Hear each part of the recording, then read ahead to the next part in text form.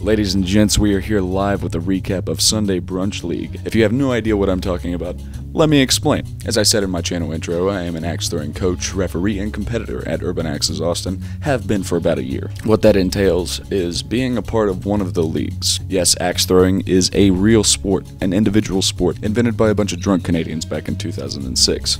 Fast forward to 2016, these same drunk Canadians have incorporated the National Axe Throwing Federation, the NATF. Think of it kind of like the NFL of axe throwing. They tell you the rules, they tell you how to do it, they gather stats from these leagues that you are a part of. Each league is about 30 people.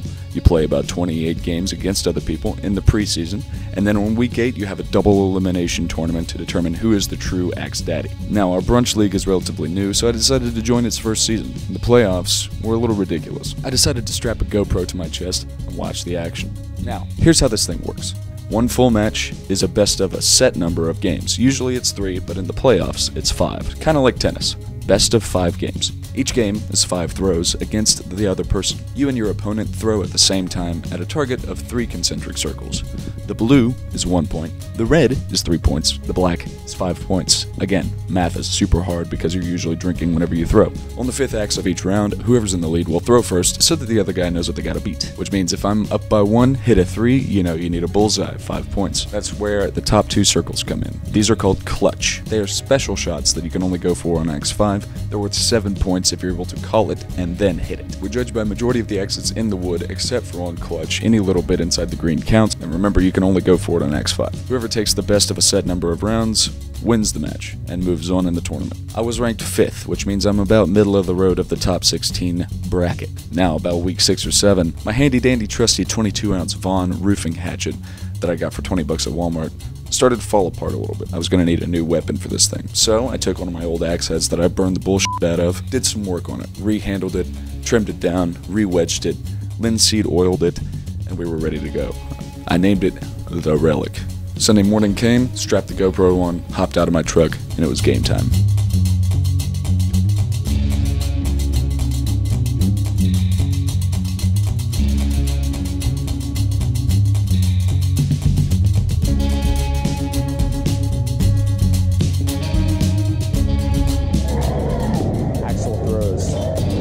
This is gonna be fun. That's gonna be real fun. My first match was against a rookie named Axel Throws, ranked 12th. Now, I had a good feeling coming into this game, but it was here that I would learn my weakness for the rest of the day. You got a side you want? Tap axes to begin.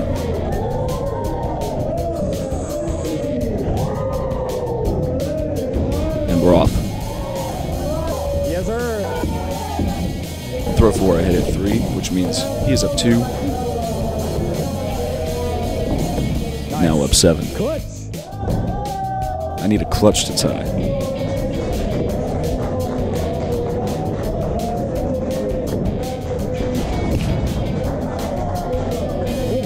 Nice, thank you. Big axe. Something I forgot to mention. In the event of a tie round in the competition, we break out a full-size lumberjack axe.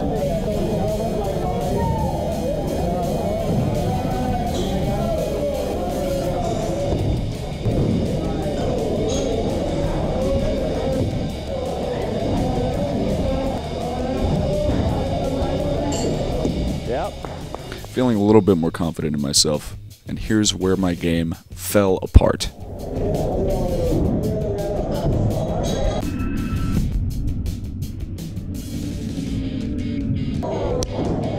Alright, let's get it. Nothing but bullseyes. He took round 2, but rounds 3, 4, and 5, I rallied, was able to come back. Got me sweating. Back and forth, nothing but bulls. This is round 5. Ah! Let's hope I don't choke. The final axe. Up by 4? 4? Bullseye wins it. 3 forces him into clutch. 3. Clutch ties. It wouldn't be a game if it wasn't interesting, you know? Barely misses, shoots low. Good game, brother. Had me sweating for that first part, dude. Who you up against next, you know? You got this. You got this. Oof. Charles Tewksbury, somewhat of a living legend at Urban X's, known for his long braid, his very precise floater throw, and drinking nothing but Miller Lite. This dude has taken previous tournaments, and even the last season that I was throwing in before Sunday Brunch, I came in third. This guy took it. I was able to take him down in the preseason, but that doesn't really mean anything in the bracket. This is anybody's game, and he makes me nervous to go against. Yeah, sure. We meet again. Yeah, dude. Oh. My first couple of throws, I'm already shook, hitting nothing but 3s and 1s. At this level of play, you need nothing but bullseyes to stay in top.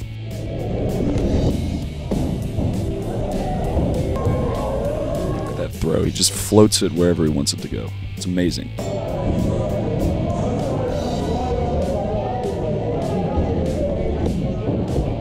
Round 2, I'm doing a little bit better, but that 3 is still a killer. 3-3. Down by 2.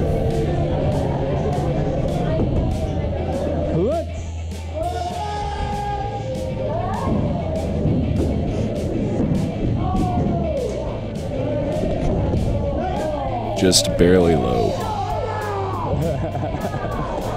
Say what you want about Charles. He's a sportsman. Oh well. It's all good. It's all good.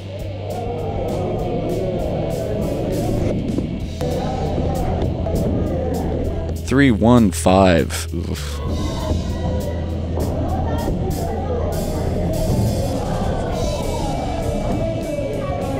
All right. In the final, I'm down 4, and I already know that he's going to take this thing. Bullseye puts me out of my misery. Nicely done. Good game, sir. Threw in terrible in that first one. The more nervous I get, the worse I throw. Every time I face this guy, I get super nervous. So I got a little bit of a break. I'm in the B bracket now.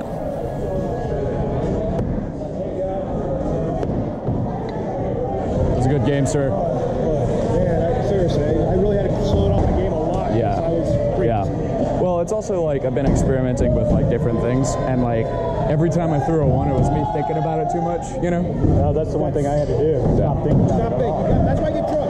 You gotta stop thinking. My next match was against an old friend, Rachel Michaelinchek, the younger sister of a guy that we went to high school with. The first time I went X throwing was also the first time that she went X throwing, and ever since we've both been kind of hooked on it. Minor rivalry, but I kind of have an advantage because I'm there almost every damn day. Locked. We're not friends right now. I know, right?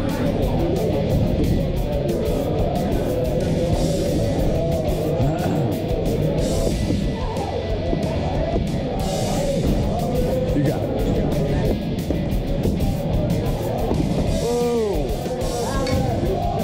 First round I kind of got off easy with those 2 drops. Second round,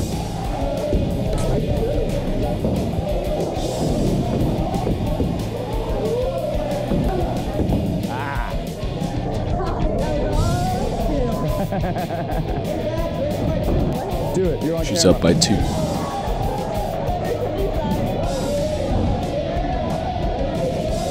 Clutch ties. And I miss it yet again. Shooting low every time. I don't know what's up with that. Don't get cocky now.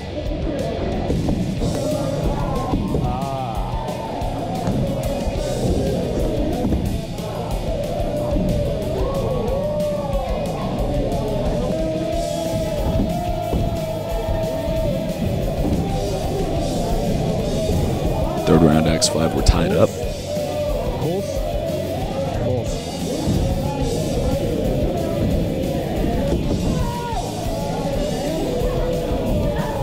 I'm noticing a trend whoever's on this side loses. So. Round 4, I got 2 wins. She got 1.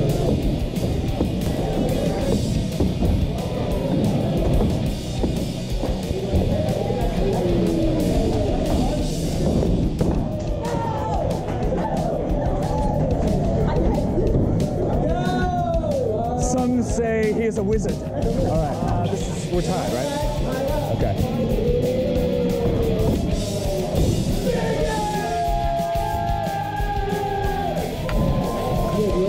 Yeah.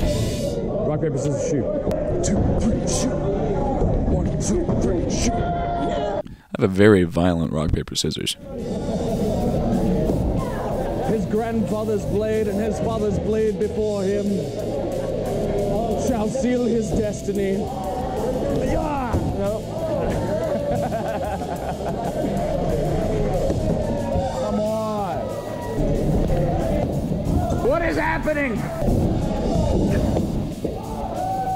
I'm gonna burn this later. She ended up winning it. 2 games to 2 games, round 5.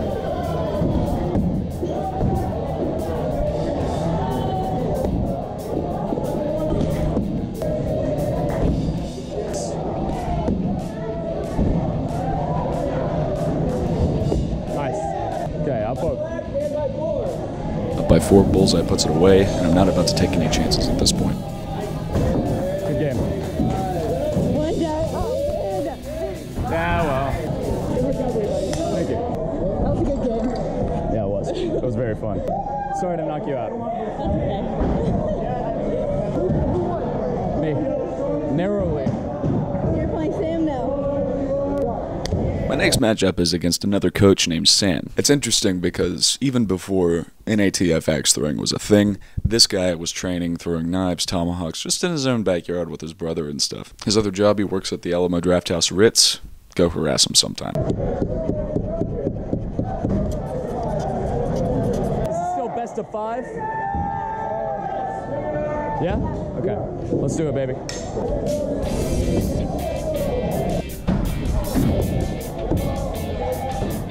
Bullseye every time. I was feeling good.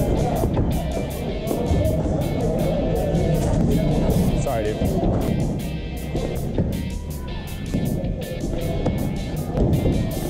Ah! Slipped. You know that you feel the slip?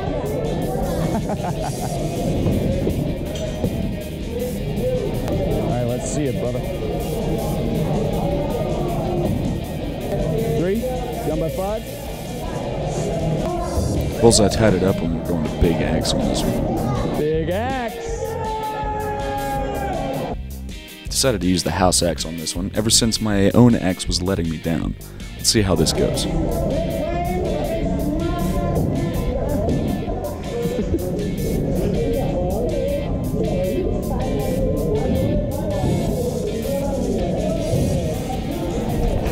Immediately better feeling. Everyone, look at my sports bra.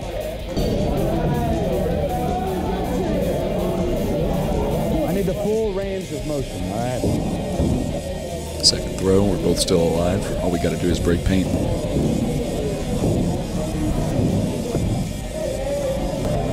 I just need to stop throwing my own big axe. Like Sam's second throw, outside of the target. We're back to Sorry, normal Sam. axes. I've got 2 wins.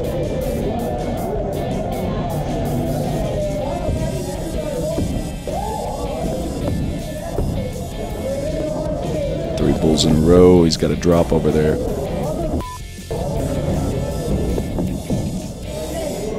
Good game, sir. Good game. That drop was the killer. Out of range in the 5th axe, and I took Come it. here, come here. You got it. You'll get me next time.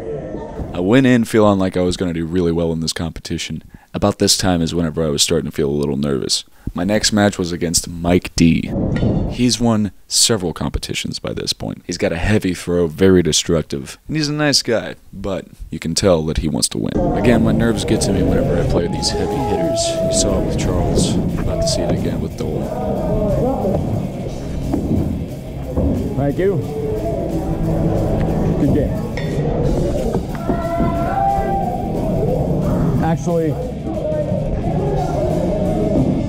call it a 1. After Mike D dropped on his first one, I was trying to be a gentleman, calling this a 1 instead of a 3. That would end up costing me the game. Bullseye wins. Nice. Bulls clutch. 2 bulls. 2 perfect games to send us to Big Axe.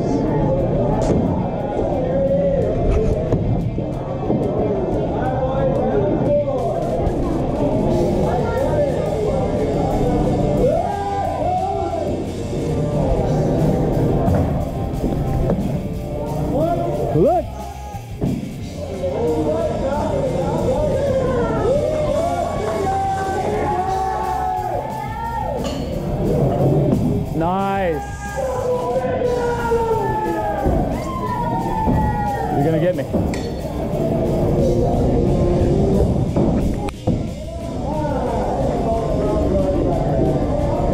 Good game.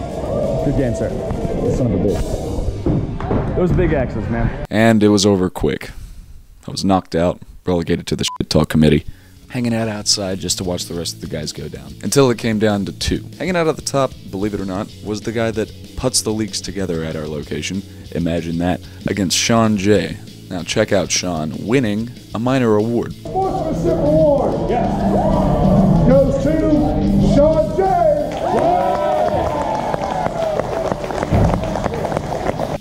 Best sportsmanship.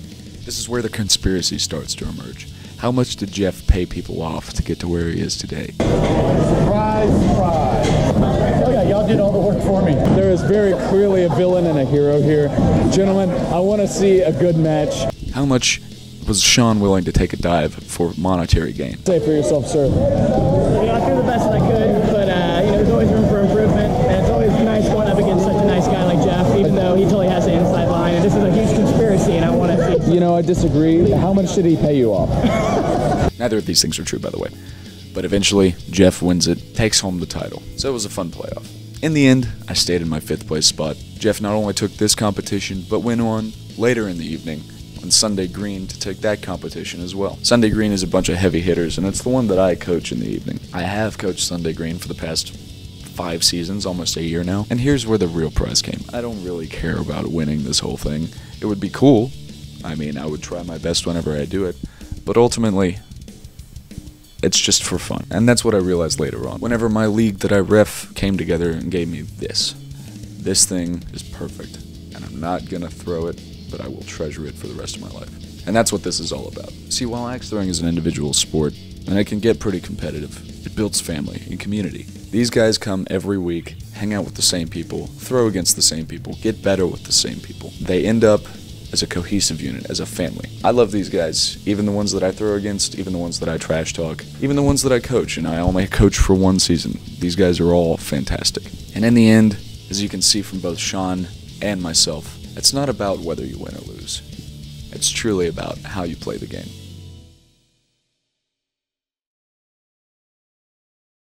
Thanks for watching, guys. I hope to do some more axe-related stuff in the future in ATF. You know, rundowns, how to throw, instructionals, that sort of thing. If you enjoyed this, let me know. Stay tuned. Next week's video is going to be very meta. It's the 1-year anniversary of the 10-year anniversary of a very specific movie coming out that we're all excited about.